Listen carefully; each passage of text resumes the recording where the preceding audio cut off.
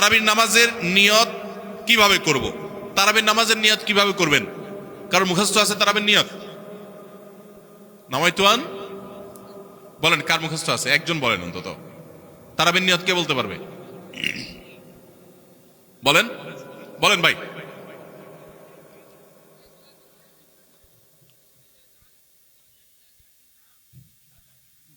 মাশাআল্লাহ মাশাআল্লাহ, এবারই পুরস্কার দেওয়া উচিত। বসেন, আপনি অনেক কষ্ট করে মুখস্থ করছেন। তুমি বগুড়া সদরের লোক ভাই?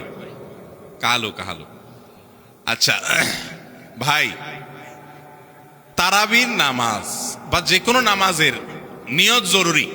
নিয়ত ছাড়া কোনো আমল হবে না। কিন্তু নিয়তটা হলো মনের ইচ্ছার নাম। নিয়তটা কিসের নাম?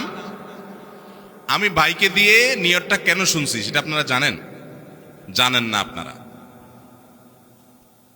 আমি ওনাকে দিয়ে কেন শুনলাম বলেন তো? কে বলতে পারবে?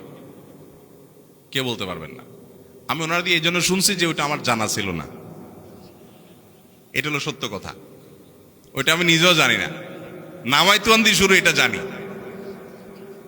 কিন্তু বাকি শেষেরটা আমি জানি না। এই জন্য আমি চাইছি একটু শুনতে আর কি। আমি জানি না এই জন্য যে কোরআন হাদিসে কোথাও পাই নাই। এখন ভাইরা কেউ পাইলে তো ভিন্ন কথা, আমি কোথাও পাই নাই। এই নিয়ত মুখে এরকম গদবাদা উচ্চারণ করা, হ্যাঁ এটা পাইছি আমরা ছোটবেলা বোগদাদি কায়দায়। বোগদাদি কায়দা এটার জন্য কত মাইদ্যরে হয়তো খাইছি, পাইয়া তখনই ভুলে গেছি।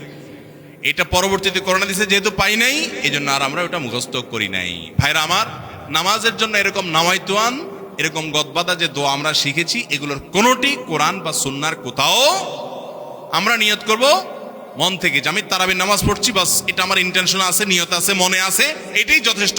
মুখে উচ্চারণ করা জরুরি না, এবং মুখে উচ্চারণ করা এটা সুন্নাহও না। নবী সাল্লাল্লাহু আলাইহি ওয়াসাল্লাম শিখানো না। এটা আমাকে ইবাদত করতে হবে তার পদ্ধতিতে। কোনো হাদিসে যদি উৎসাহ দেওয়া না থাকে, আমি কেন সেটা করতে যাব, কসরত করতে যাব? তবে হ্যাঁ, নিয়তটা হলো অন্তরের ইচ্ছার নাম, সেটাই যথেষ্ট। আলাদা মুখে নামাইতুয়ান পড়ার দরকার নেই।